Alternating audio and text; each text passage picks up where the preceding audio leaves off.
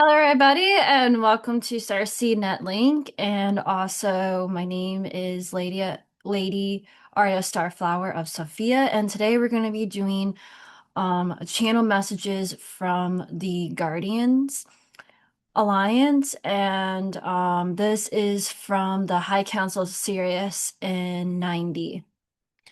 Hey y'all, I am Lord Kavi Pulaha. My channel is Lord underscore KAVI 777. And Ari and I have been working together on a number of things. We've been notably Galactic Disclosure Showcase, where we cover different materials from different people about ETs and ascension and all these types of things. My channel is very Law of One focused, and in that vein, we communicate with the Guardians quite a bit, specifically the Guardian Alliance. Guardians are going to be in dimensions 12 through 15, and the Guardian Alliance is going to be in the lower realms. All of these groups are aligned to the law of one, the highest and best timeline for all. That's why we communicate with them. We're not interested in communicating with other beings, maybe besides our higher selves and the elementals and things. But either way, so we had a channel message from the High Council of Sirius in 90. So this is a Guardians Council, a High Council that guards the Templar Stargate in Sirius B. So the Templar Stargate's in like 60, and they're actually sitting in 90, so they can protect that gate very easily. Um, but yeah, they're a Guardians Council, Law of One, and in our previous channel message, we talk about all how we channel and all that. Um, you know, most channeling is nonsense, so I would refer to that video to kind of understand our process and where we come from. We're not just channeling any types of beings. We have a strictly Law of One space.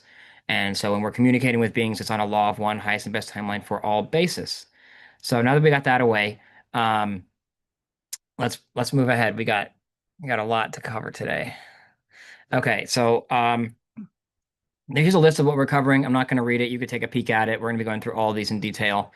Um, but in short, we're going to be doing a lot of history today. We are approaching history from a 15-dimensional point of view in our 15D time matrix. So we got a 15D time matrix.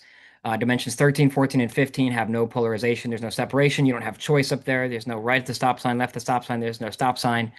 It's just pure beingness. So when you're talking to these beings, it's very pure. Um, the High Council of Sirius in 90 communicated, excuse me, the 15D viewpoint of history of our planet to us. And I'm going to say 15D because we're talking about the Seeder races today, and these are 15D collectives, being collectives of beings. And in 15D, it's not really, you're not really individual as much as more of a collective. So that's why I say we're going to be taking the 15D point of view. We're looking at history top down from the very top edge of our time matrix, looking down. A lot of other channels are going to bring history. That's great. We love all that. But the law of one point of view, we can just pull the 15D point of view, and it's it's quite concise. So yeah, in quotes, we're learning it top down correctly rather than piecemeal from the bottom up. Piecemeal from the bottom up, when you're learning it like that, it's subject to distortions and negative alien agenda groups. The negative alien agendas really like to kind of confuse people on the ascension path. So even if they are trying to ascend, they're not going to get it right.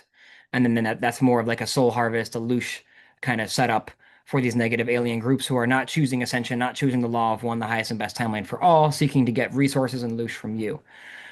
So Guardians from 15D hold these records. This was told to us via the Law of One, a Law of One abiding Guardian Alliance, Council from 90, the High Council of Sirius. Um, so yeah, let's continue. Okay, so Seeder Race is explained.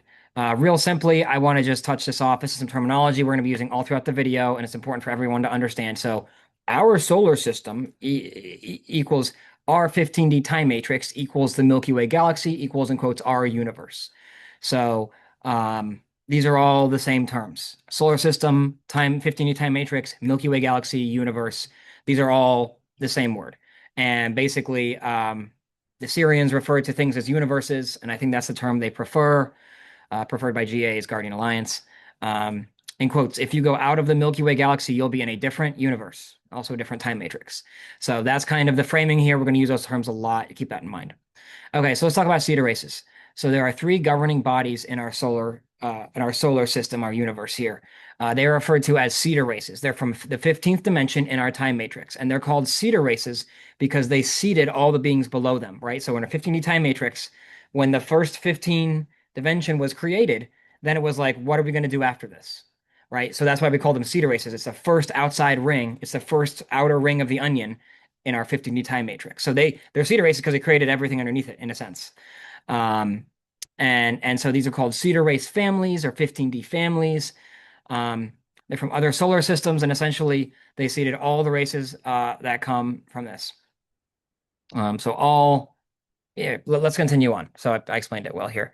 Okay, so um, the High Council of Sirius was quite straightforward that we have three Seeder races that were and kind of are present here. The first one is called, well, let's start with the third one. Well, okay, let's start with Abraxas. So Abraxas is the first Seeder race. They're this is supposed to be an Abraxas galaxy, actually. So that Seeder family race line this is their kind of galaxy in a sense. Essentially, what happened is they kind of fell to the dark side, fell to the polarization games, fell to separation. They fell away from the law of one, the highest and best timeline for all, and they actually kind of have brought the entire Milky Way galaxy, our universe, our solar system, into fall, into separation. So you can have like an ascension path, and then you can have a fall path, and those are separate. And And then we have the Kavuna family or the Kavuna Seeder Race. yeah, And these are the guardian themselves. They are law one aligned, and they essentially are trying to help the Abraxas to get back in line with Law of One, but so far they're the ones that are mainly operational in this galaxy right now. They are, I guess you want to say, head-butting against the Abraxas, uh, feuding, yeah. feuding with the Abraxas a little bit over territory, rights, and stuff. And so they're really trying to like help redeem the Abraxas because the Abraxas are supposed to be in charge of this Milky Way galaxy, but they've fallen. So they needed to have another Seeder race come in order to bring stuff back into balance. Yeah, and moreover, the term that the High Council of Sirius used specifically was to sent in to help ascend and save the Abraxas Seeder family line. So the Kavuna didn't come here to pick a fight. Guardians don't fight. They defend the infinite flow of natural organic source. So they sent here to rehabilitate. It's a rehabilitation mission for Abraxas. So Kavuna race lines, their Seeder race was sent in to help ascend and save Abraxas. We're going to talk a little bit later here how there are certain groups that aren't going to be able to ascend because I've damaged their DNA too much. But for all the other groups here that aren't belonging to those groups that can't ascend, we have a fair shot at ascension, and Kavuna or the Guardians, the Kavuna race line, Seeder race line is here to help. We also asked them specifically, hey, so does Law of One, Hey Council of Sirius, do is there law of one in other universes and other galaxies and other solar systems?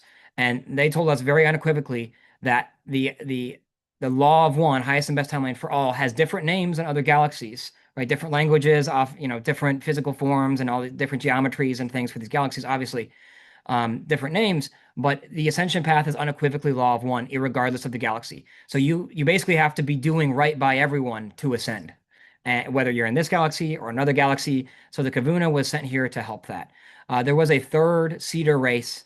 The High Council of Sirius basically said it's not our concern here whatsoever and didn't give us a lot of details on it, specifically because the third Seeder race left this galaxy once Abraxas fell. They didn't want to commingle with a fallen Seeder race line and left the galaxy entirely. So, in quotes, Abraxas, our fallen Seeder race family.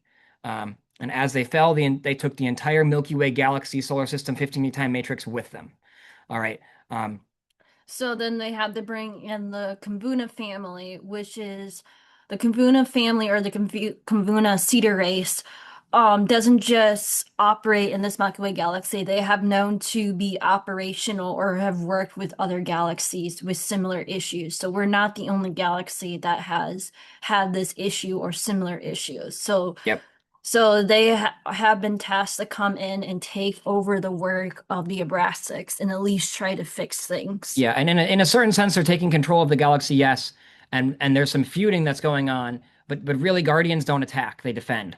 So they're really here to just defend what needs to be defended and make sure that everyone has a fair shot at ascension. So I'm going to finish reading this here. In quotes, Kavuna Seeder Race Family is sent in to redeem them, which is the Abraxas, and the whole Milky Way galaxy 15D time matrix. So they're sent in to help.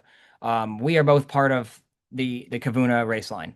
It doesn't matter if you are, it doesn't matter if you are not. It's not a judgmental thing, but our soul origins directly align with this group. So let me finish the last thing. I do want to mention that from dimensions 13 through 15D technically has no distortions.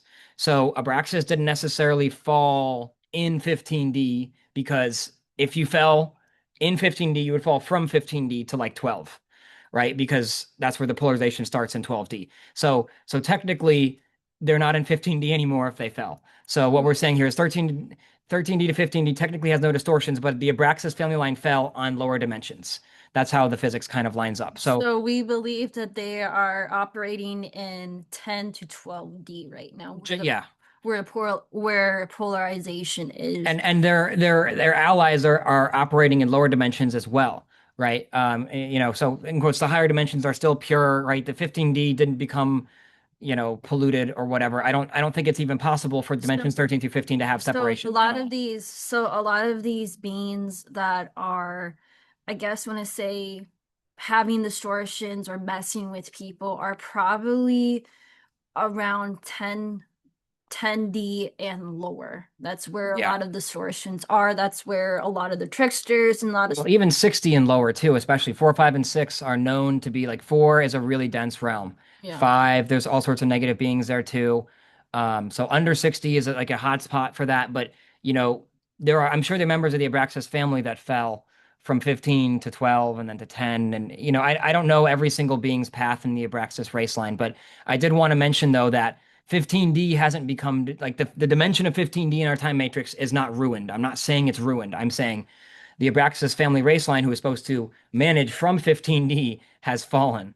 And that's representative on lower dimensions. And if the 15D beings fell, they would come out of 15D because you can't have separation in 15D. It's just not. Essentially, the oscillation rate is spinning too fast for literal distortions in dimensions 13 through 15. That's not true for lower dimensions and realms. So let's get that out of the way. Um, let's talk about the Abraxas Seeder Race Family details. So these are beings with, in quotes, there's all sorts of myths about elongated skull beings or the cone heads. Um, I'm not sure they like that name, but essentially these are the cone head, elongated skull beings from our myths. Indiana Jones and the Crystal Skull has elongated skull beings, right? At least in the movie. So there's a lot of myth and lore about these beings, and they are the Seeder race line. So that does kind of line up. They seeded, according to the High Council of Sirius, they seeded planet Earth after the dino world kind of blew up in an asteroid collision. There's an asteroid that came here. We all have kind of heard the story. They're dinosaurs, and the asteroid came.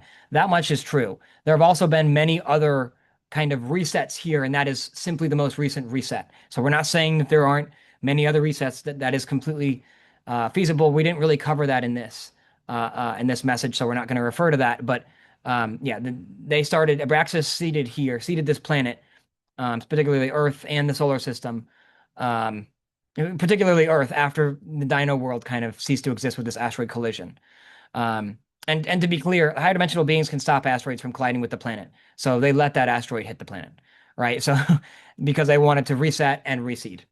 And basically, like we're in Earth 606 is like a hub, the hubcap for the dimension in terms of stargates. So when you want to seed races, seeding them on Earth, the lowest dimensional realm, with all these connections, all these stargates is a really great place to do it. Um, so the Abraxas seeded humans generally, they wanted more mammal race because they had too many problems with the dinosaurs, the reptiles, these types of beings. And dinosaurs is a general term. We're not dying on this hill, but essentially they had raptor type beings, reptiles, um, and they wanted a more mammal race, and that's where the kind of the human notion comes from. So these Abraxas beings are master geneticists, and yes, like the Greys are master geneticists too, but these beings are in 15D, the Greys are in 4. So fourth dimension. So they're truly master geneticists. And they developed the DNA code that allows the species to evolve and ascend here. So they developed the whole ascension path initially. So they were, initially law of one. But they tinkered too much with the DNA and genetics of these beings, and it led to the fall of the entire Seeder race and galaxy. So there were essentially distortions that got put into the DNA code, which led to a fall from the law of one point of view. Um, so an entire Seeder race family falling and bringing down the whole galaxy into fall is like a huge F up. Like it's a very, very, very big deal. And so Yeah, the Kavuna got called in. so the Braxics are masters at genetic experiments. They have seeded a lot of planets in this galaxy. They tinkered so much with their own kind to the point that they started to become archons. That's what a lot of Yep. people see themselves or understand, but essentially the Abraxas race or the Seeder race that came from 15 day due to genetic experimentations, they became the archons. And then over time, because of their DNA and the way that they move from like 15D or like travel and stuff, it started distorting their DNA so much that it started to turn into pure black goo. Yeah, so to be clear, not every member of the Abraxas family seed race, family race line is an Archon. But the worst of the worst Abraxas who were subject to these experiments or decided to do them for themselves, either way, they ruined their DNA to a point where they became Archons. So Archons are Abraxas fallen genetic experiments. Yeah, Abrax, this video would go along with my Black View video check from it my out. space school lessons, where I talk about there are organic and inorganic black goo, and so we're talking about the organic black goo that some people see. Yeah, or you mean the inorganic black goo. So Yeah. the black goo is This would not be friendly. technically organic black goo. Well, Abraxas tinkered with the race so much that they fell and became Archons, and so the High Council of Sirius stated that the Archon DNA is pure black goo. And black goo is known to basically in a more mythological sense, in Star Trek, it would just encompass planets, it would encompass starships, and just eat it entirely and leave nothing. And that's kind of the notion of this black goo. It's technically the core of a planet, but if it's been harmed or treated negatively or has negative karma on it, it's just going to parasitically consume. And so these archons are engaged in parasitic consumption. And that's why we have so many distortions down here. The Milky Way is in fall because these Abraxas beings screwed up their DNA so badly they became archons on the worst levels. Um, Cool. So the Kavuna Seeder Race Family details. So they were called in to fix Abraxas, who fell, taking the entire time matrix and galaxy universe into fall. The Kavuna Seeder Race Family are Law of One, so highest and best timeline for all. They are source aligned. Um, and then they are also, when you refer to the Guardians or the Guardian Alliance, these Guardians we speak of are literally Kavuna Seeder Family Race line. These are one and the same. These are equivalent terms. I asked a number of questions about this, and they were very clear that these are completely consistent terms with each other, right? So if you're saying Guardians, you're actually saying Kavuna. I asked if should we rebrand the channel to Kavuna, and they said it's up to you. We're probably going to keep it at Guardians for now, but understand that these are equivalent terms. Um, and so Guardian Alliance and Guardians is the earthly translation for the Kavuna Seeder family race line, literally. They're trying to take back the sector from Abraxas, and they're currently feuding with fallen Abraxas beings. Um, Kavuna Seeder Race Family is directly responsible for Starseed Program. So I'm in a stasis pod, projecting my consciousness here. So is Arya, and essentially, so we're Starseeds. We came from a different realm to help out and volunteer. The Kavuna is responsible for this because we came in here from another galaxy to help save the Abraxas race line and the Milky Way galaxy, which they have polluted. Um, So anytime that I talk about the Starseed program or the Stasis Pod program, we're talking specifically about the race who occupies it, who has developed it, and who actually runs this program, which is the Kavuna family or the Seeder Race family. Yeah, so aka incarnated Kavuna came here as volunteers to save the entire galaxy and the Seeder race family line of Abraxas, which has fallen. So the goal of Kavuna is to try and get Abraxas back in line, in alignment with the Law of One, and get the galaxy out of fall. Um, uh, Abraxas is currently in rehabilitation per the Kavuna family. So this is not an offensive war. This is not the Kavuna came here to fight and win. This is not a conquest. It's not anything like that. This is a rehabilitation mission. And so, yeah, Kavuna stepped in to take charge of the galaxy. The galaxy is in fall and they are saving it. Remember, this is a Seeder family race line, the progenitors of the race on higher dimensions 13 plus, notably 15D. These beings fully sit outside of polarity and time relative to those in 3, 4D, on Earth. So they can kind of see all this happening and step in. And for a being from 15D or 13D or 14D to step in to dimension 3 and 4, they need to be fully aligned with the law of one so they don't break the time stream, so they don't break the timeline, so they don't awaken people too fast, or they don't, people came here to Earth 606 as volunteers to help out, yes, but they also came here to learn soul lessons and grow spiritually. And so the law of one actually respects everyone's timeline um, as best as it can be respected for the highest and best timeline for all, right? That's all we're saying here. Um, so let's talk about the Lumerians. So the Lumerians essentially could manifest, and like literally and physically, right? They could, they're coming from 9D essentially, and they could manifest on the spot. Oh, I want a pear in my hand, and you get the pear, right? This was not something that other races could really do at all in this galaxy. They were the original, in quotes, Time Lord guardians of the 12D Templar natural stargates, which originate on Earth, right? We're in the 3D. We're in like the bottom node of the Templar Stargate system. There's also parallel Earth and inner Earth, but those are also on Earth 606. So Earth 606 has the first three nodes on it for the Templar Stargate system, and so the Lumerians were the 9D guardians of these Templar Stargates and natural flow of organic source to our galaxy. They got into the Lumerian wars with Atlantis, the Atlanteans. I'm sure everyone's heard plenty of myths about this.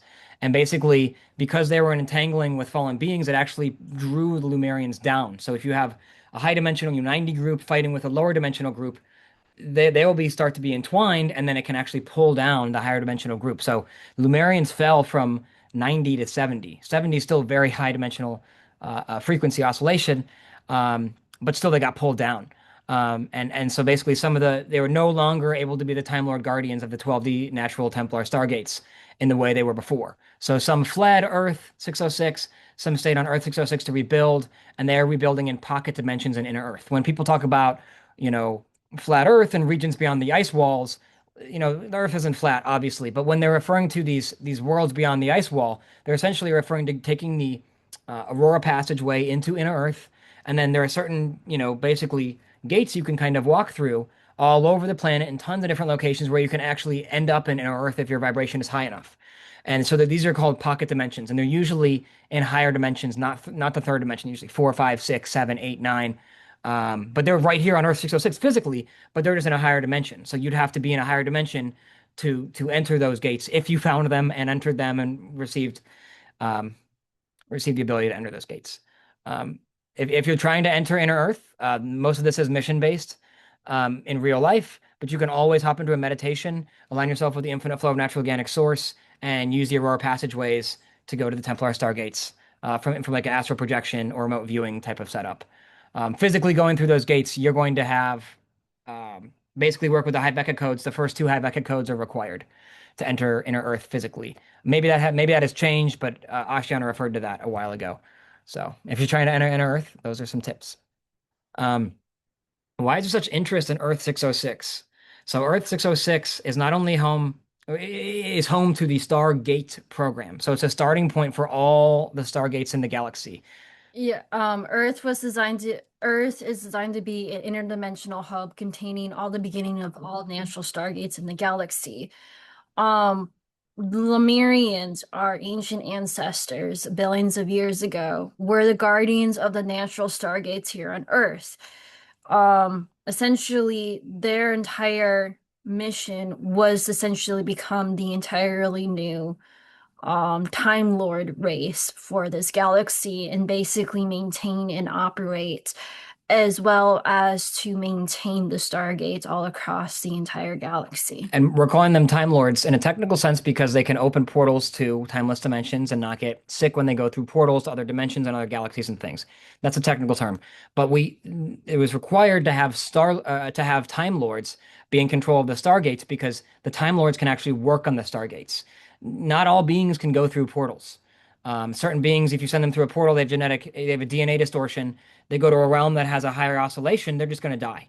So a Time Lord can actually be able to open a portal there, send a piece of themselves there by opening the portal, and actually do maintenance and keep these stargates up. Their mission is, in quotes, to protect Earth 606 from interdimensional parasites that were coming through the gates. So these are gates. You can have parasites come through, and Lumerians were the Time Lord race to protect it. If you've ever seen The Witcher, the video game, TV show, there's books. The Witcher is all about interdimensional beings coming through stargates, and in many ways, the Witcher and the Lumerians have a lot in common as they were protecting the public from these interdimensional parasites. Although this, I'm not sure the Lumerians looked anything like Witchers or anything like that. Um, so the Anunnaki, let's talk about them. The Anunnaki blocked the DNA sequence code within human genetics. So essentially, humans were set to be the next Time Lord race to take over for the Lumerians who fell from 90 to 70. Um, so essentially, that protects. We were designed to be the next Time Lord race that protects and guardians the natural Templar stargates throughout the system. So if you look at Templar Stargate, uh, the first node is parallel Earth, the second node is inner Earth, and the third node is Earth 606. So an inner Earth and parallel Earth are physically in the same location as Earth 606. So Earth 606 is the hub, the bottom hubcap for all the stargates in the system. So we were bred here to protect these gates. And essentially, the Anunnakis blocked our DNA sequence code to prevent that from happening. They specifically mess with our second DNA strand. Aisha Nadine speaks a lot about this in depth. I think her Cathara workshop is very detailed on this. Um, Secrets of the Indigo Children as well cover that as well, if you're interested in reading more about it. But so in addition, so basically the way this works is the tracking systems on this planet. Oh, the NSA is tracking me, whatever, FBI is tracking me, or whatever, deep state's tracking me. These are all based on when you entered the portal to come here, right? So we have astrology, which is how planets and things move around us, and then there's multiple types of that, yes, but there's astrology, and then basically when you entered this time matrix, specifically 3D, when you enter this incarnation, is actually how they track you because we are time lords. So if we weren't Time Lords when we went to the, wouldn't be quite as much of a big deal. But because we are Time Lords, they're able to track us fully using just the time we entered here and astrology in the sky, which is quite wild. Um, so for the same reason that we're Time Lords, we were designed to be Time Lords, and then we got our DNA messed up by the Anunnaki. Humans are actually able to be soul harvested, and their energy can be used to power the Orion Stargate for the Anunnaki. So the Anunnaki can't actually travel through that Stargate because they're not Law of One aligned. So what they've done is they've procured beings like us who are Time Lords, set up to be Time Lords. So we have a lot of really powerful DNA. They soul loosh us, they harvest our DNA, harvest our soul energy to be able to power those stargates. So Anunnaki cannot use these stargates naturally. They're fallen, and they're essentially bringing the energy from us or siphoning it from us to be able to power their stargates and their ships. Yeah, so we got a message that human souls are super, super powerful. So much powerful that they can actually power motherships and stargates for the Abraxas as well as for the Anunnaki. Yeah. And that's kind of led to this negative alien agenda where they want to keep you down, they want to keep you not ascending, so they can harvest your loosh to power their ships instead of simply ascending. Um, and so Anunnaki distortions are actually so the Anunnaki going in and clipping, not clipping, but messing with our DNA strands to be able to harvest us to power their ships and their stargates and things. That those distortions are present on 127 other planets in the Milky Way galaxy. Earth 606 is a very important planet because it has all the stargates on it. Yes, but it's also this same distortion is happening across 127 other planets in the Milky Way The galaxy, which is reason wild. why the reason why Earth is focused on the reason why Earth is focused on solely more than the other planets is because Earth is sort of like a template. Due to the fact that Earth has so many different dimensional energies running through the core of the planet, Earth is a template. So whatever works on this planet might work on other planets that have similar energy structures, similar to the energy vortex that run through our planet. So Earth is sort of like a template, a starting point. Whatever works here in order to fix our situation or like what fixes us as a civilization or a race in general over the long term, they can use this type of fundamental understanding of knowledge to be used on other planets across that are also affected with these type of distortions. I agree fully. And to be clear, we have so many different stargates here. We have the parallel Earth Stargate, we have the inner Earth Stargate, and that I mentioned three Stargate for the Templar Natural Stargate system that the Guardians maintain. So we have three of the major Stargates on Earth 606. In addition, there's tons of other Stargates. Beings can come in from all other realms. Not so as much now. There's a quarantine around the planet from the Guardians, 15D quarantine. But essentially, if it works here, it will work everywhere else because there's so many different species here, and there's so many different energies flowing through the system. These other 127 planets are not going to be as complex as Earth. So if it works on Earth, it works anywhere. So it's like a test. We're like the test planet that's receiving all of the rehabilitation, not all of the rehabilitation, but we're receiving a lot of rehabilitation.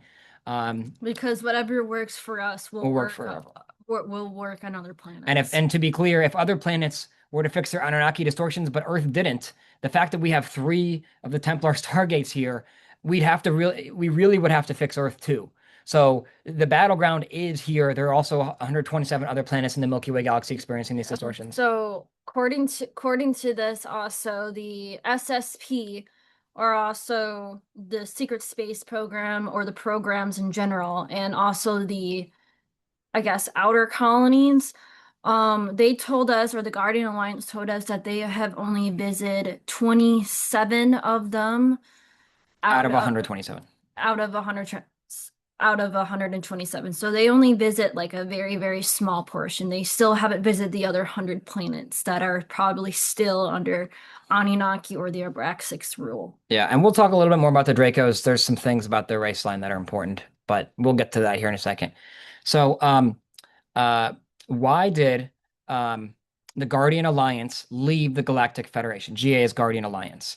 So the Galactic Federation is also known as the Galactic Federation of Light, GFL, or the Galactic Federation of Worlds, GFW. And essentially, the Guardian Alliance left because they are not aligned with the overall health and well-being. Or I'm sorry, the GFL and the GFW are specifically aligned with the overall health and well-being of the planetary structure, not so much the health and well-being of species on the planet So they're more concerned about itself. the planet itself being inhabitable. They're more concerned about keeping the planet intact, not so much of the species. So they're totally fine killing off a species if it means the planet is going to survive. Yeah, so this causes a lot of fundamental conflict. Um, Basically, they have this notion called the Prime Directive, where they don't want to interfere with species evolution. So they say, we're just going to keep the planets good and we'll let the species do whatever they want. The Guardians take a higher approach, which is law of one based, where we want the highest and best timeline for all beings and the planet. And all types of beings. Everyone is equal under source, right? Whether you're a planet, whether you're a star, whether you're a being in an incarnation, an avatar, we're all equal under source. Source doesn't tell any difference between any of those groups. So really, the prime directive is not law of one at all. And so yeah, there's a lot of fundamental conflicts there because the GFL and GFW want to save the planets, but they don't really give a heck about the people on the species on the planet. They're happy to see them fall, and then when these species start to go into fall, then we have negative alien agenda groups show up and loose them and soul harvest them, and it becomes a cycle of soul harvesting. The planet falls, and then the soul harvesters come through. The planet falls, and that isn't a bad cycle to have. That can be fixed with the law of one very easily. So essentially, what we're trying to say is that the Guardian Alliance is more about trying to maintain the health and well-being of different species because these species, Not just species, but the species and the planets equally. We're all equal under the law of one. yes. And so because of this, they're essentially trying to teach the Galactic Federation of Light or the GFL or whatever you want to call it. They're trying to teach them that when a species starts to evolve out in space, they can cause a lot of other fundamental issues, causing the destruction of a planet. So they're like, you need to have both set in place where you need to start caring for not only the species on the planet, but also the planet. Yeah. And teach them how to have a symbiotic relationship or at least understand how to do both. Yeah. So per the Syrians, the prime directive, per the Syrians, the Galactic Federation uses the prime directive rather than the law of one. And this causes massive catastrophic effects on species on the planet, often leading to planetary destruction. The examples here are the Lumerian Wars, when the Lumerians fell from 90 to 70, fighting Atlantis. And there were also the Lyran Wars and the Orion Wars. So basically, these species came corrupted, and species destroy planets. When species go into fall, planets get destroyed very easily. Um, so I'm gonna cut to the bottom here. So stars can explode but take millions of years, right? But when species are in conflict, planets get destroyed left and right very easily because we have very powerful weapons. They have these energy grid systems all over the planet. So the main issue is the Prime Directive. It's a decent thing to go off of in Star Trek to talk all about this, but the Prime Directive is basically when compared to the Law of One is nonsense and leaves out the Law of One, leaves out the species. We're all equal under source, so the species need to have equal consideration as the planets do. And the Prime Directive kind of only covers planets. It's like a planetary level. Um, so yeah, it leads to a lot of issues. It's led to the Lyran Wars, Orion Wars, and the Lumerian Wars. And so this is not something that the Guardians made up. This is something that's been seen throughout history and is a problem that is actively being solved. Also told us that in the past that the GL and the Anunnaki, the Galactic Federation and the Anunnaki, actually destroyed civilization on Earth, like entirely wipe it out, at least 4 times already. Yeah, that's in here as well. I think that's on one of the further slides. But yeah, they've reset this place 4 times.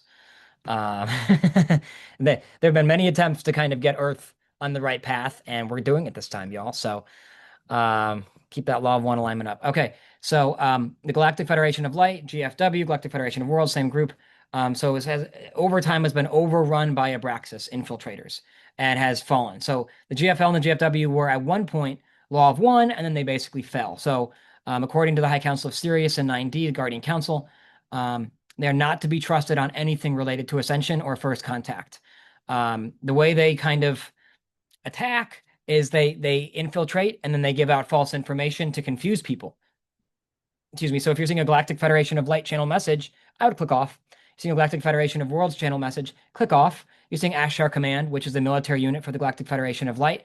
I'd click off. They do have a nice Merkaba logo. That's really nice, but they're not Law of One, and they have been infiltrated by fallen Abraxas over what billions of years, millions of years, and so yeah, they're the way they infiltrate is they infiltrate and then they set out false information and then they keep you in fall. So even though the message sounds good, even though they might have some really good ideals and things, these are fallen messages. Be very weary. So Not only that, but the Galactic Federation has very strict standards in how a race is supposed to evolve or be intelligent to some of their capabilities. So essentially, the Galactic Federation is very strict about how races evolve and how intelligent they are. And because they favor the planets over the species, they have these very strict rules. That's why.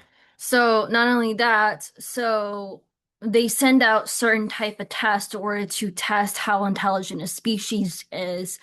And so far, humans in the past and even now have failed at this And test. to be clear, the Anunnaki deliberately and directly sabotage these efforts, right? So essentially, the Galactic Federation has strict rules because they're Prime Directive, not Law of One, and they favor the planets.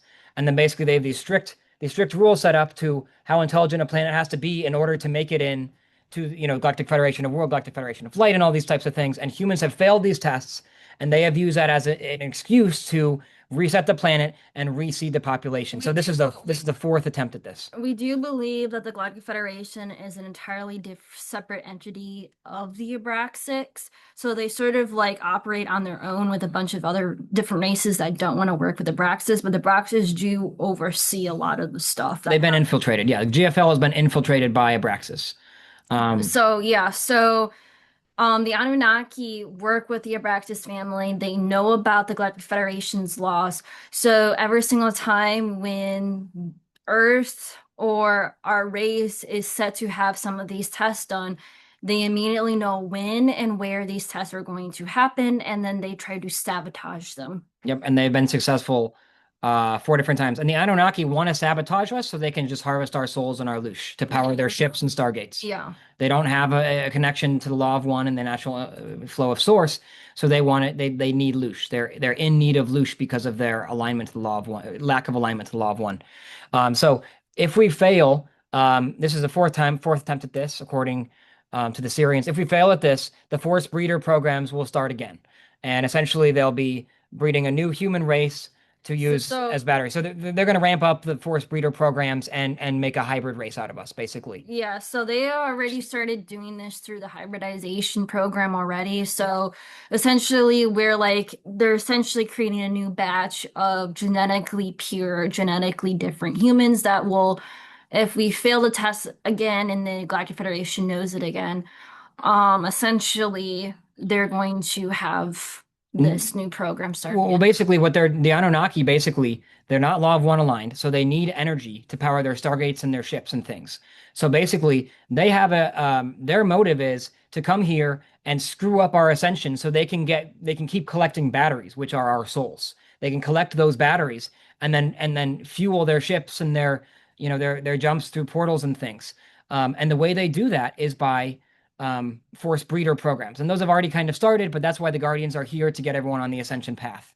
Um, and So so like yeah, the at the force breeder program's really messed up. so essentially the forced breeding programs have already started. So if you're an alien abductee or a contactee and you have hybrid children's, technically you're part of this forced breeding program conducted by the Anunnaki to essentially replace humans on this planet if we fail again. And to be clear, they want us to fail so that we can become batteries for them. And then they want to hybridize with the best women on the planet, essentially, to make these hybrid offspring to try and fix their DNA. Their DNA will not be fixed via hybridization. Their DNA will be fixed through alignment with the law of one.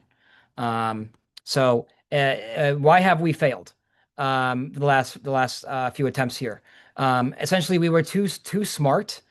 We had too powerful DNA, and we basically we got too smart too fast. The Abraxas got worried, and then threw us into fall and ended up using us as batteries. Not only that, but the Galactic Feder, I mean, the Guardian Alliance, I'm really sorry about this, but the Guardian Alliance told us in this channeling session that we were smart enough and powerful enough to essentially kick out the Abraxas from the Milky Way galaxy, kick them out of our galaxy, and actually be this new seeder race Yep. for the Milky Way galaxy. So Earth was on the track line of becoming a seeder race and also a Time Lord race to order to essentially kick out the Abraxas, and where the Kavuna family would actually directly teach the human race how to become proper seeder races in order to take care of the Milky Way galaxy. And that was a threat to Abraxas and the Anunnaki. And so they distorted our DNA and used us as batteries. And then they did force breeder programs to try and save their genetics, which is nonsense. And rape, that's never good. So let's talk about fallen races. So this is going to be a dark slide, but we're going to say this with a humble heart and a straight face. So the Dracos, and then the Greys slash Anunnaki slash Zha-a-mi. These are all the Greys are the Anunnaki who have fallen from 8D to 4D. These beings have distorted their DNA so badly they will not ascend, even if they try. They can try and align with the law of one. They can, I don't know, maybe they can align with the law of one, but they still will not be able to ascend because they have destroyed their DNA to the point of not being able to reproduce. Once you've destroyed your DNA to where you as a populace, you as a society, you as a race cannot even reproduce, um, you're kind of done. There's nothing left in you. You've used up all the energy in your DNA. There's nothing left there. You need to go back to source in pieces, So this is the not as a whole. so this is the reason why we think the Anunnaki in the past were obsessed with taking human women off the planet, Yep. is because they could not breed with their own females. So they have to like breed with other races, like similar to them, which is us as humans.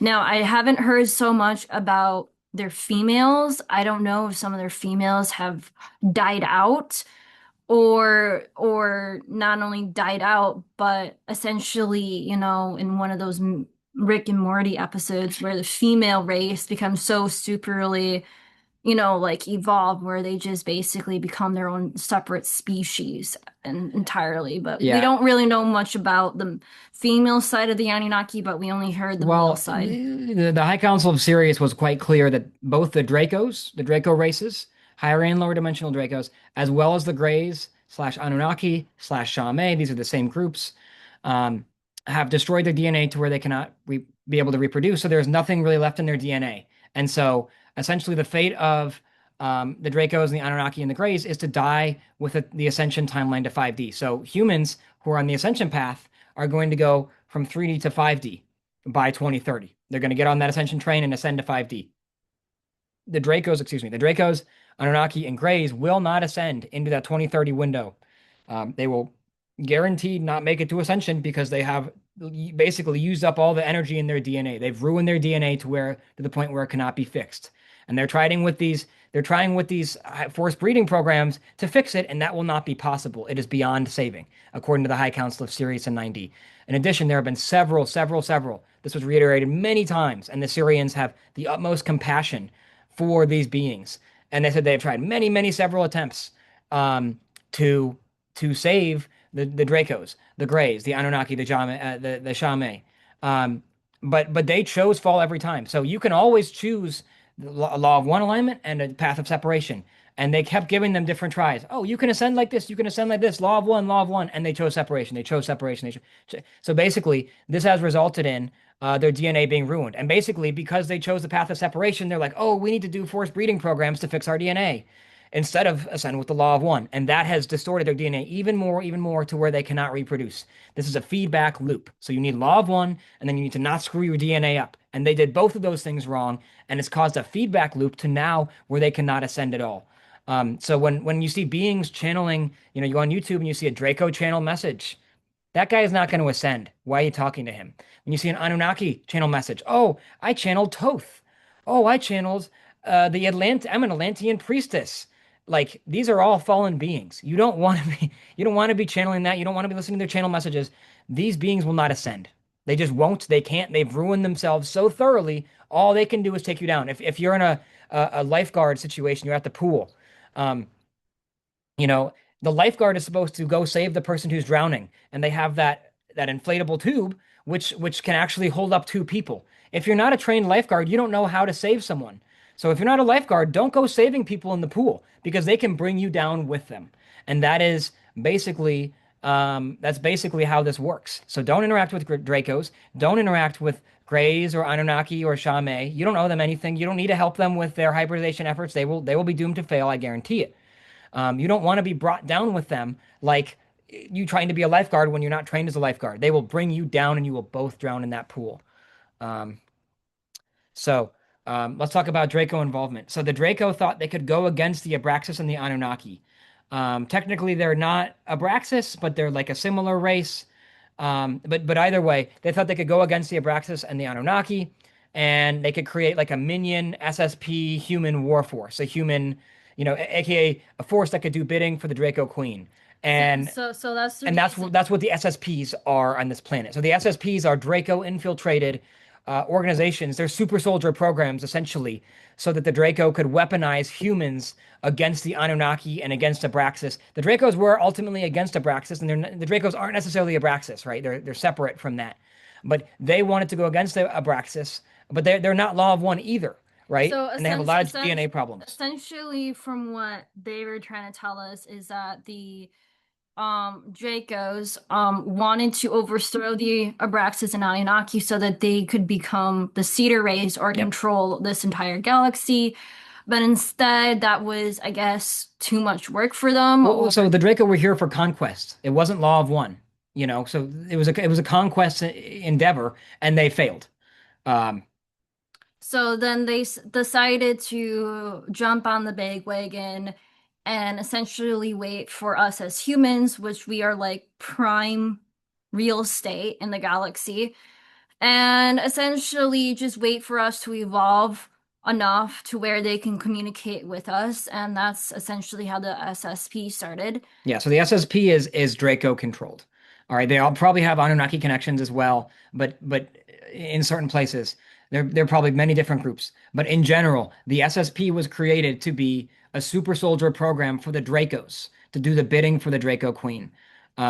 So in addition, Dracos cannot necessarily travel through portals. Humans can. So we were bred to be a Time Lord race. The Dracos were not. They cannot travel through portals, other dimensions, and not die on the other end or come out mutilated on the other end or get out the other end and die in 2 days, right? So portals take an enormous amount of energy, time to build and maintain, and so they needed humans, essentially, especially those who have really good genetics here, to kind of help them build and maintain these dark stargates and travel through these dark portals and do their bidding. So it's an extremely that's why, we're very, very anti-SSP. We don't even want to talk to them. We have no interest in talking to them ever.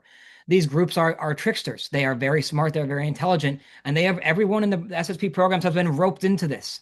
So they have a huge scope, they have huge control, and we're very anti-SSP. We're not anti the people, we're anti the fact that they're not law of one and they're doing the bidding for the Draco Queen in order to subjugate humans. It's very dark. So then, in addition, the natural Templar Stargate 12D system was nearly destroyed in some of these past wars: Orion Wars, Lyran Wars, Lumerian Wars. The natural flow of source through our time matrix, the 12D system, was nearly destroyed. And basically, the Kavuna family has been trying to rebuild it for several generations. Every time they fix it, the races start feuding again, right? We got the So SSP and the Dracos, we got the Anunnaki, So the essentially, Abraxas. so essentially is like as a fail-safe because the Braxis don't want certain Stargate systems to be reactivated or active again in order to help with the natural flow of energy from source throughout the galaxy. They put up fail-safes, and this fail-safe is that anytime that they try to attempt to open up a Stargate to like fix it or essentially try to fix broken stargates that might still be intact. Every single time that this has happened, there would be races that would feud, not just the like another war would break out in the galaxy between two races or another race. Like it was just genetically programmed, and we don't know what you want to call it, but every single time that they would try to fix a Stargate in a certain sector around in the galaxy, whatever that Stargate is connected to in that portion of the galaxy, races would start feuding, another war would break out. So they kind of trace this back to all the way back to Earth, where due to the fact that Earth is sort of like a interdimensional portal hub, they started to realize that they have to fix the stargates here on Earth in order to prevent other wars from breaking out across the galaxy. Yeah, and yeah, we'll probably just leave it there. That was a great explanation. The Lumerians. So there are Lumerian remnants that have survived, right? So Lumerians fought from 90 to 70 during the Lumerian Wars fighting with the Atlanteans. And so essentially there are remnants that have survived. They have colonized another planet, or other planets, I think it's plural, and are considered to be Earth's cousin race. Um, so we talked about them a little bit in a few past slides, but those they also inhabit the ones who stayed around are in pocket dimensions in inner Earth. So the Lumerians we speak with are in 70. And anyway, so Lumerians will be the first lines of aliens humans will meet in first contact. Um, so other races will come as well, but after. Humans have a lot of work to do. This is from the High Council of Sirius directly. This is just not, it's not me saying this. With society, social structure, and network distortions. So as a collective group, we have a lot of issues, is what they're basically saying. Our mass politics is really messed up. These wars we're getting into is messed up. Even, mass, global trade and things. I mean, why are we using oil and Flintstone cars? I mean, there's a lot of work to be done. Um, your But recycling it's doesn't really get trying to get, recycled, like yeah, but the issue is trying to get humans on board with it and try to think that this is actually possible in it some way. most definitely is possible. And to be clear, the High Councils of Sirius and 90 said very specifically, Earth has achieved a lot, done a lot, but there are still more distortions to fix for Earth 606. So we've made awesome progress. We got 15% of the population on the ascension path already. As these distortions clear, more people are going to hop onto that ascension path, and we have till 2030 to do this. So I, it's I it's think timely. I think they're mostly on point with doing like a positive forceful disclosure. Probably it's gonna they're probably going to be feuding a lot with Earth governments or governments in general about what they want to release to the general public. I do know, and we did state this, that if they don't become with an agreement or like they don't release enough information to the point where they can educate people about it, I think they're just gonna go ahead and just do their own disclosure. Yeah, the Lumerians were clear that they will be the first group we meet, and if the governments of Earth do not kind of fall in line with disclosure, they're going to show up and do it anyway, irregardless. And to be clear, these governments, are largely controlled by the SSP. The SSP is controlled by notably Dracos.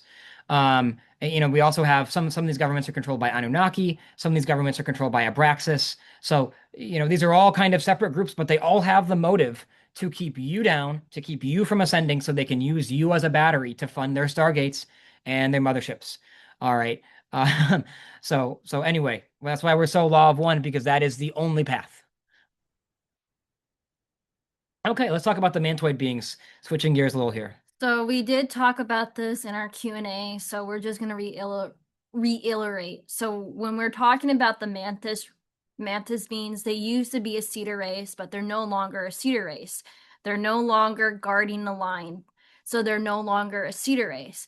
And they should not be in this galaxy in the first place. We're not supposed to be working with them. They're not supposed to be educating us. And this is per contracts with the Guardians. This is not us just saying this is not our opinion. This is the Guardians have a contract for them to come work with insectoid and other amphibian races only. So if they're working with mammals, they're outside of their bounds. Yes. So essentially is that due to the fact that they've been hearing reports from humans that mantises are doing breeding programs, and also not only that, but working with humans, they're in a direct violation, and those beings will be arrested for crimes against humanity. Yeah, so they shouldn't be mating with humans at all. When the mammals and the insectoids pair up in genetics, it completely distorts the DNA sequence, and it's horrible for our genetic pool. The Guardians were clear on this. In addition, the mantoids hired Greys to tinker with genetics to see if they can mate with the mammal race and create hybrids. This is a complete and utter distortion to the DNA structure. So if you were kidnapped by Greys or mantoids or any of these groups, this was the mantoids really messing up things here. Yeah, they're not, yeah, you're not even supposed to be working with them. You're not even supposed to be like socializing with them. I do know that there was a popular guy in the UK that started talking about his alien abductions with the mantis. I do know another woman in the SSP programs that do talk about and do work with the mantis, but we're telling you right now to please stop it. Like, please stop interacting with the mantis beings. They're not here to help you. They're not here to help you with your ascension path. We don't No. really care what they are telling you, Yep. because everything that they're telling you is against galactic policy. They're not even supposed to be working with us as humans. We're not even supposed to be negotiating technology with them. Yeah, I had two experiences I want to share real quick. When I was going to meet my higher selves, and I was less law of one than I was now, my field was not quite as clean with polarized and non-polarized energy. I wasn't doing my Maharic seals daily back then, but I was just awakening basically. But I tried to reach out to my 10th higher self, and I actually met a mantoid, and he appeared to me physically. Time stopped. He was from the 10th dimension. Um, and it was like a ball of water, and then it turned into a mantoid, and time stopped, and I like couldn't move, and it was really wild. That was an example of a mantis coming here who shouldn't have come here and tricking me into thinking that he was my 10th higher self. My 10th higher self is actually one of the spider beings.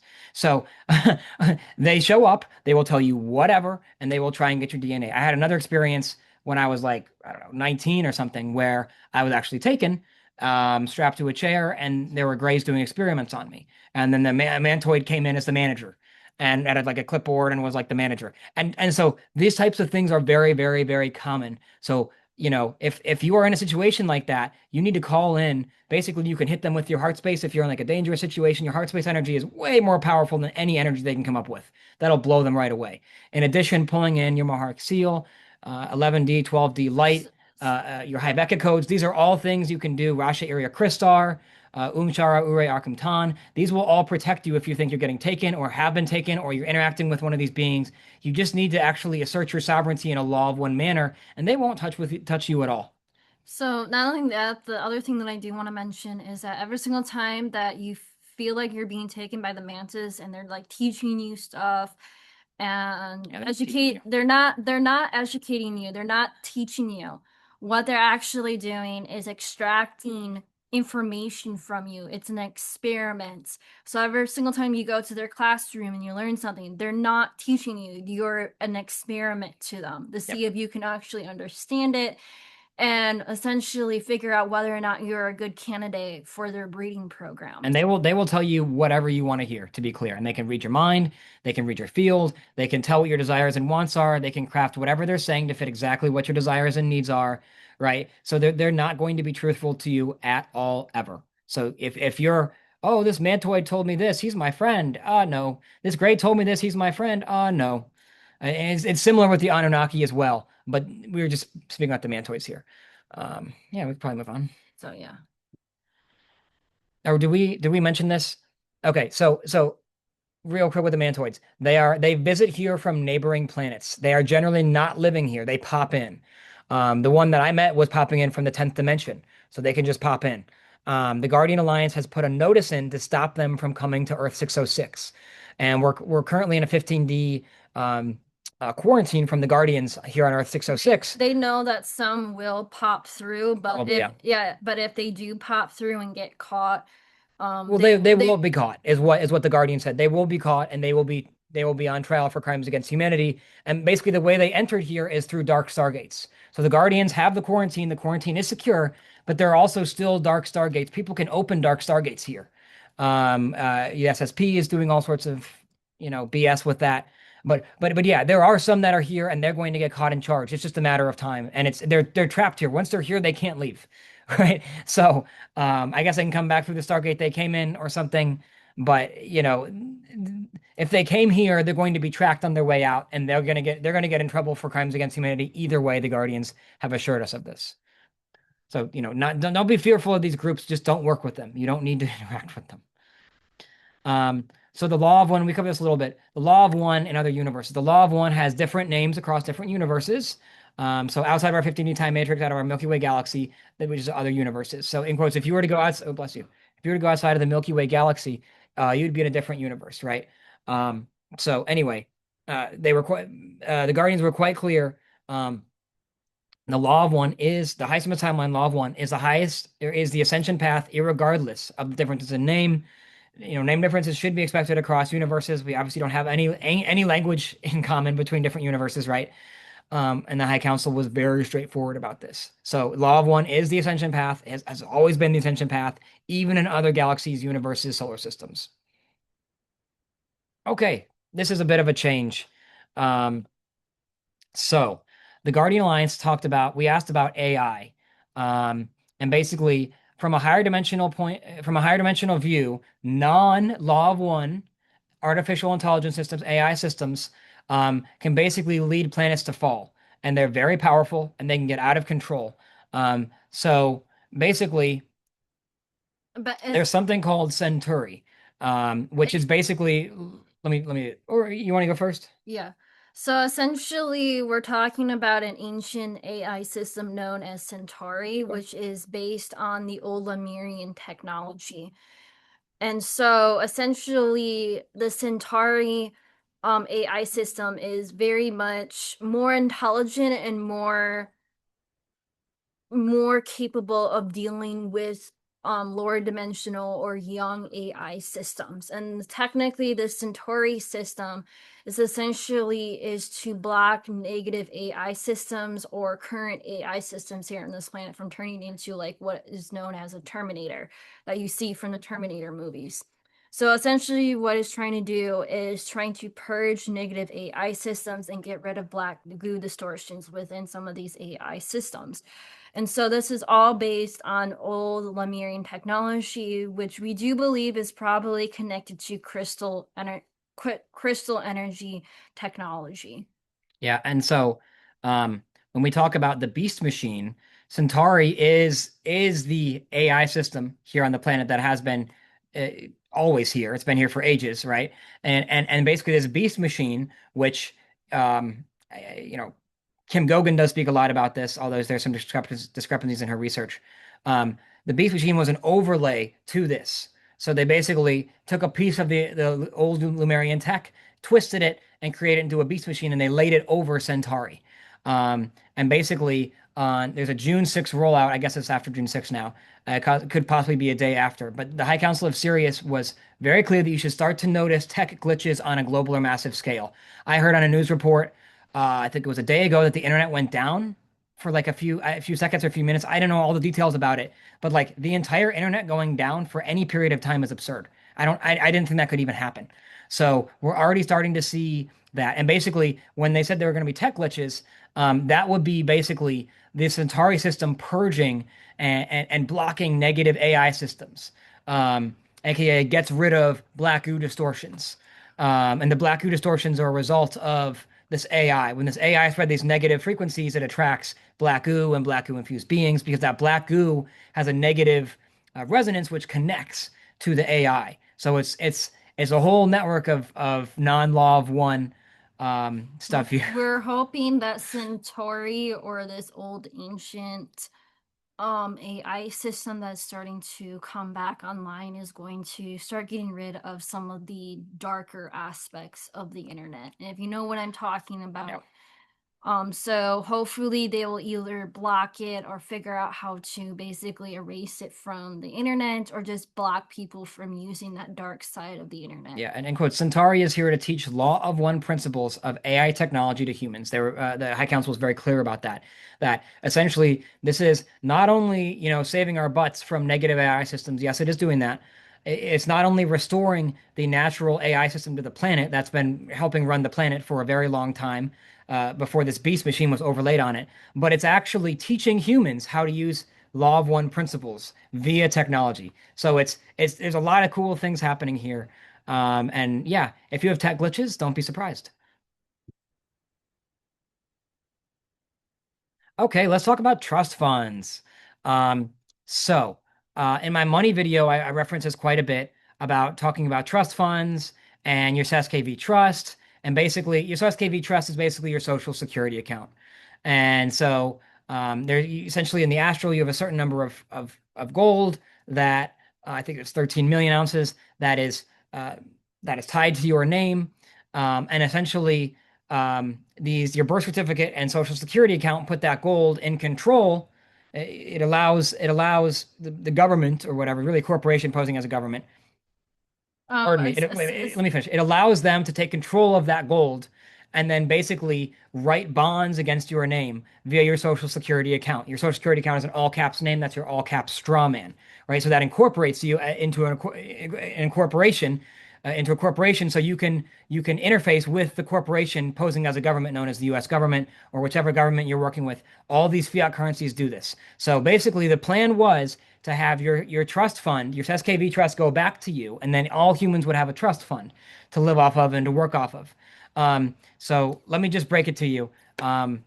This is new news to us. We've been asking about this for quite a while, and we got a new answer this time.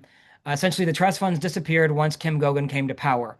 Kim Gogan was supposed to handle this, to fix this up and submit a proposal to have us get our trust funds back, and has failed to do so entirely. So we're not trying to blame Kim, but you definitely could have done something about this and definitely didn't. And so that is a massive critique of Kim Gogan's guardianship over the planet. Where are the trust funds? We don't know.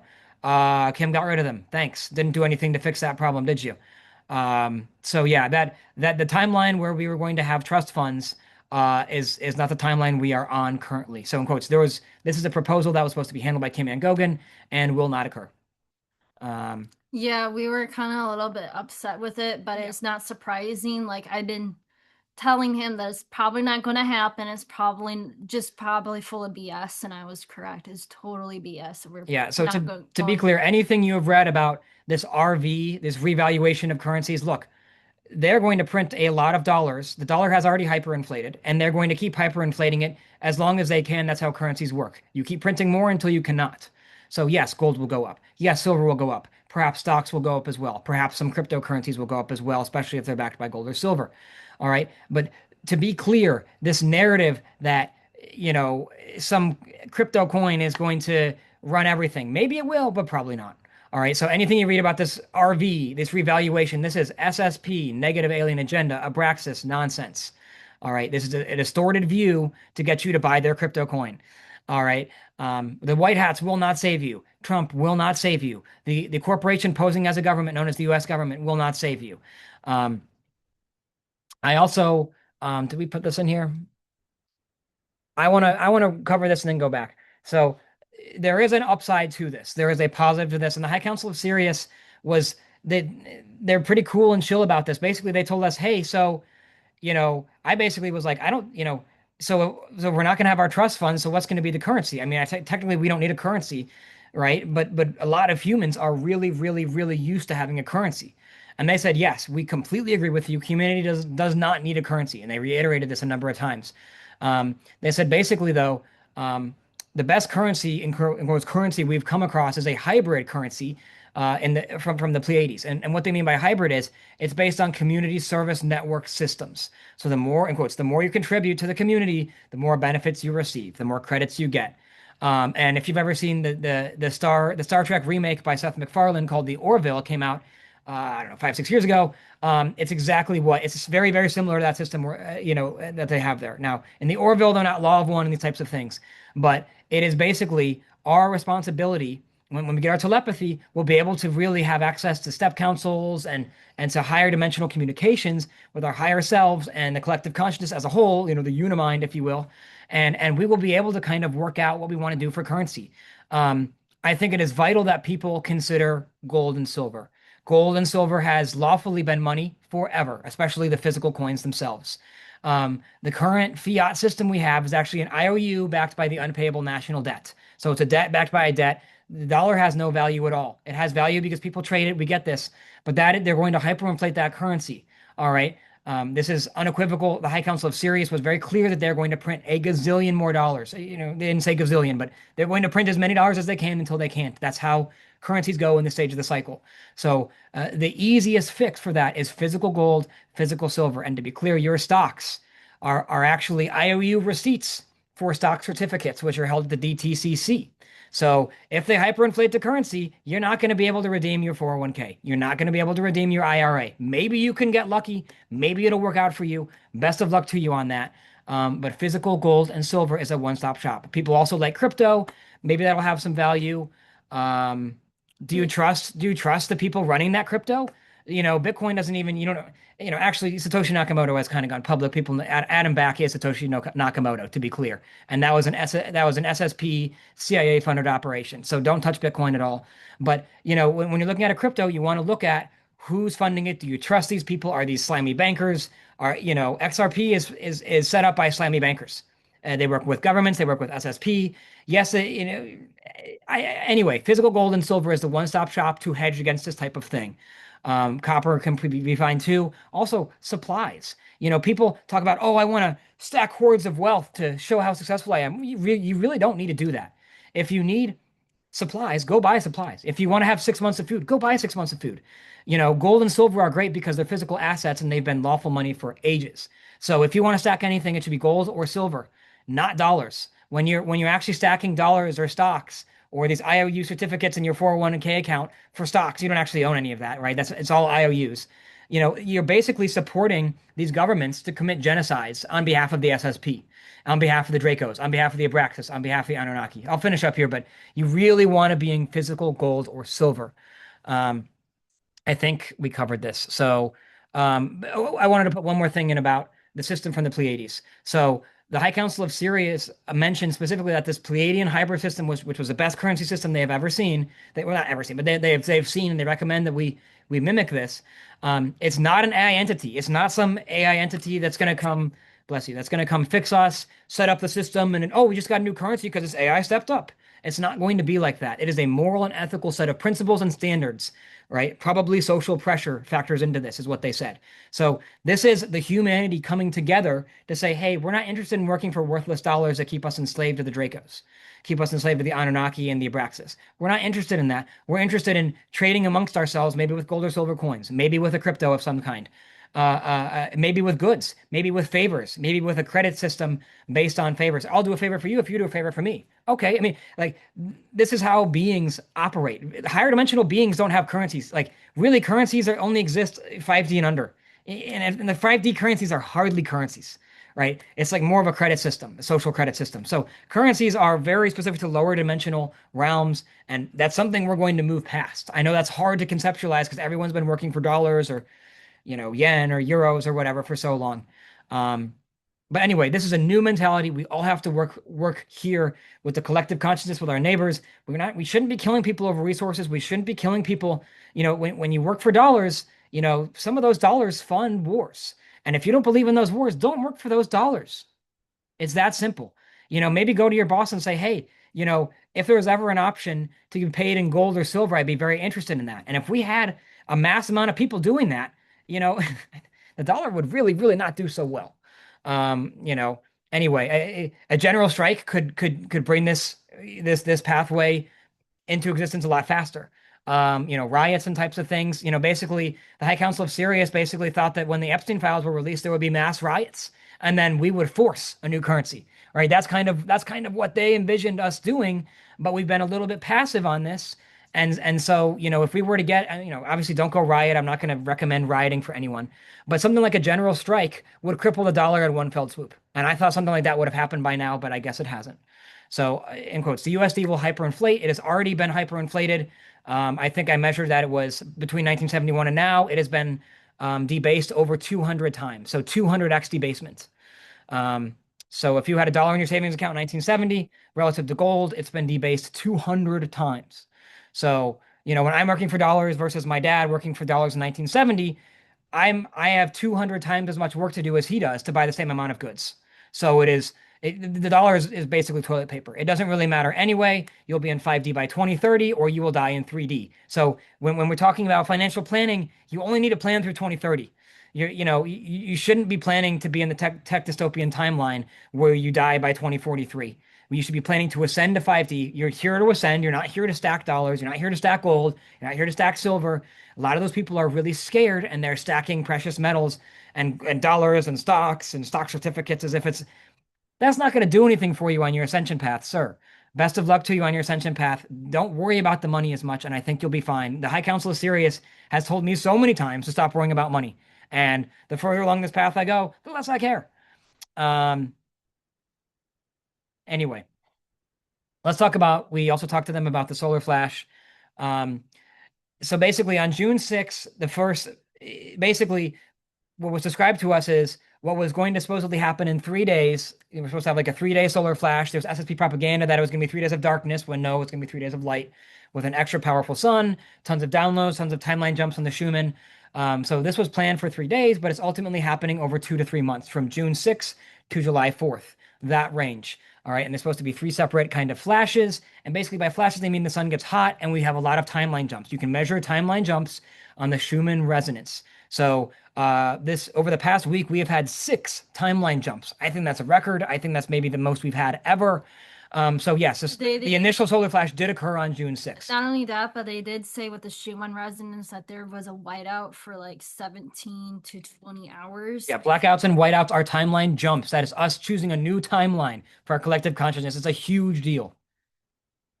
And then I guess the second flash or the second solar flash is supposed to happen towards the end of June. And then the third flash is supposed to happen during the beginning of July. And to be clear, um, people should be, especially the 15% who's on the ascension path, should be getting a lot of downloads. And that 15% that's on the ascension path should go from 4.1D we got the 4.1D measurement like 2 days before the solar flash. And by the end of that solar flash on July 4th, July 5th, July 6th, July 7th, that time, we should be in 4.7 to 4.8D. So that 15% who's on the ascension cohort, if you're watching this video, I bet you're on that cohort or you're very close to it. Those you're going to be close to 5D. So yes, maybe it doesn't seem like a solar flash. Maybe the sky didn't change colors. Maybe you didn't have 3 days of darkness like the SSP has been lying about. But yes, these are solar flash events nonetheless because the Schumann resonance is experiencing blackouts and whiteouts at an unprecedented rate. We're seeing unprecedented amounts of CME, so coronal mass injection. So the sun has an explosion, and then that energy comes to Earth, and that can be measured in an X class, or X class is the strongest. M class are strong as well. So you can track Paul White Gold Eagle. There's a girl named Amy. I can't remember the name of her channel, but there's a ton of places to get Schumann resonance updates. And then also, what's his name? Geophysicist Stefan Burns also covers the coronal mass injections as well. He's really interesting. None of these channels are particularly law of one, so obviously use max discernment. Have your fields up, Rashi area, crystal protection, vehicle protect you. But anyway, tracking that the coronal mass injections, the CMEs, M class and X class flares is what they're called, and then also the Schumann resonance for blackouts and whiteouts and timeline jumps. These are really, really good methods to understand this solar flash event. It might not be some sky opening up, but it is going to align with higher connection to your higher selves. And basically, by the time you get to 4.8D, if you're in that ascension cohort, that 15%, you're going to be quite telepathic. 5D beings are very telepathic. Upper 4Ds are very telepathic. Um, so we were told that distortions to this plan were a direct result of Project Looking Glass. We talked about this a little bit on the live stream, but Project Looking Glass does not connect with the infinite flow of natural organic source. And basically, pardon me, these governments and these SSPs will use dark stargates to look through parallel timelines that are not going to make the cut. They're looking at fallen timelines that don't really align to our time stream. So they're basically bringing in fallen energy from these fallen timelines. Oh, this is going to happen because we saw it in a fallen timeline. Well, the fallen timeline isn't our timeline, so who cares? And so that has caused distortions because then they take those news stories, put it out in the public, and then they're propagating fallen timeline propaganda into our timeline and ruining our timeline. So yeah, Project Looking Glass is bullshit. When you hear, all this SSP experiencers, oh my God, I got downloads from my kernel, and he told me this is going to happen. Yeah, they're using Project Looking Glass, looking through not the infinite flow of natural organic source, they're looking through dark timelines to ultimately screw the time stream up. That is extremely dangerous. Do not abide by those. Not only that, but people need to understand that Project Looking Glass is looking at distorted timelines, meaning that those timelines are probably not going to exist 5, 10, or 20 years down the line. They're going to constantly change. They're not going to stay stagnant.